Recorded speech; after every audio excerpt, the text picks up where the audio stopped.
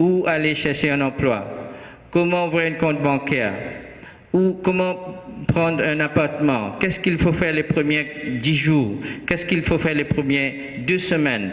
Donc il y a tout un système qui est en place par le gouvernement provincial ou le gouvernement canadien. Mais nous, en plus de ça, nous serons là. Parce qu'il y aura pas mal de conseils que vous devrez... On va vous guider jusqu'au bout. Éventuellement, quand vous serez au Canada, on aura toutes vos données. Nous allons, bien sûr, on ne va pas exiger, on aura toutes vos données pour vous demander qu'est-ce qui se passe, monsieur. Comment vous êtes après 2 semaines? Qu'est-ce que le travail? Est-ce que vous voulez d'autres services? Donc, nous serons là. Mais néanmoins, si quelqu'un vient vous dire que ce sera nous, comme dit spoon feeding, baby, c'est faux. Le système prend en charge de soi-même l'intégration de tout immigrant, de votre enfant. Quand vous allez au Canada, la première chose, c'est qu'il aura accès à l'éducation gratuite comme tout le monde. Mon nom est Charlie Olen. J'aimerais savoir si une personne est éligible pour immigrer au Canada, mais elle n'a pas le fonds nécessaire, s'il y a un moyen de l'aider. Si vous n'avez pas votre acte de naissance, je ne sais pas qu'est-ce qu'on pourrait faire là-dessus. Mais ne vous en faites pas, je comprends votre question.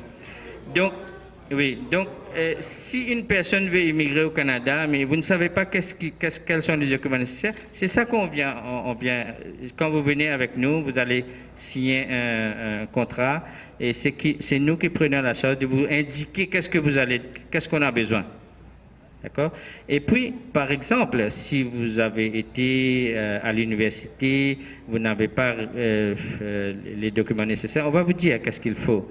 Donc, en termes de documentation, on va vous expliquer de bout en bout ce qu'on a besoin. Ne vous en faites pas. Mais c'est à vous, c'est d'après vos critères. Une personne peut appliquer pour plusieurs programmes en même temps? Définitivement. À la fin de la présentation, il y aura une annonce par M. Ravi que pour le même profil que vous avez, et si vous êtes éligible dans les 2 programmes, on va faire une application sans coût additionnel pour les 2 programmes. Ça, il va annoncer à la fin. Ce sera quelque chose qui viendra. Ne vous en faites pas. Mon nom, c'est Alexis Sergent. J'aimerais savoir, pour les fonds nécessaires, est-ce que c'est $1 canadien ou du moins $1 américain? Et ceci, est-ce que les fonds doivent être placés sur notre compte en banque en Haïti? Ce sera en good haïtien que vous avez dans votre compte. Enfin, si vous avez des fonds dans d'autres currencies, dans d'autres devises, on va convertir pour que ça devienne l'équivalent qui a été sur le tableau en $ canadiens. Mon nom est Bourjoli André. Ma question est, j'aimerais savoir si ces fonds-là que vous venez de mentionner, c'est notre argent que nous aurons à dépenser quand nous arrivons au Canada, ou du moins un frais que nous devons payer. Éventuellement, dans la présentation qu'on va faire, on va vous donner l'indication exacte des dépenses que vous allez faire pour tous les programmes. Ne vous en faites pas. Et ce sera une indication qui vous aidera à prendre une décision. C'est pas cher, croyez-moi. C'est pas cher. Donc, vous aurez tous ces renseignements durant la présentation. Ça, c'est quelque chose qui est en dehors du contrôle de tout le monde. Donc, ça, c'est imposé par le gouvernement canadien. Il y aura aussi des frais que vous allez payer à nous, en tant que votre consultant et une compagnie totalement indépendante qui vous donne des services d'immigration. Et on va élaborer là-dessus dans quelques instants.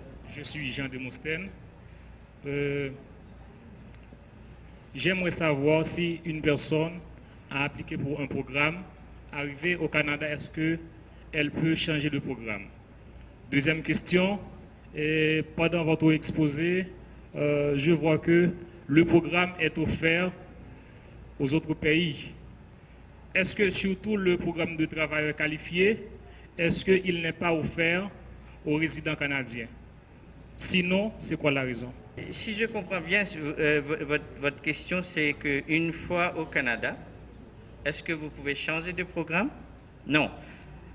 Une fois au Canada, vous êtes au Canada. Donc, vous êtes résident canadien comme nous.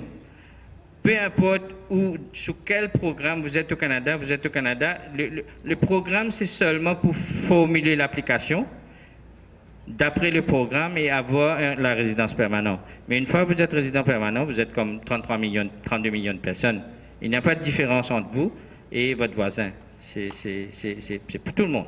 Le programme Travailleurs qualifiés, c'est principalement pour les gens qui sont en dehors du Canada, qui veulent immigrer au Canada.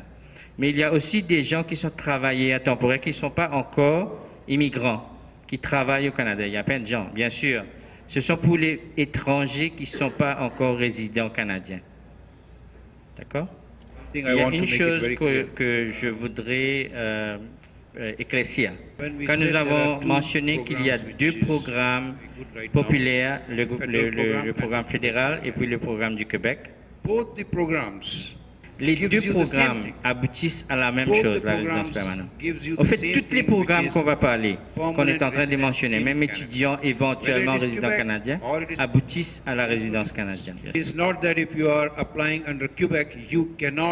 importe quel programme. Par exemple, si on fait une application sur le Québec, la finalité, c'est que vous avez la résidence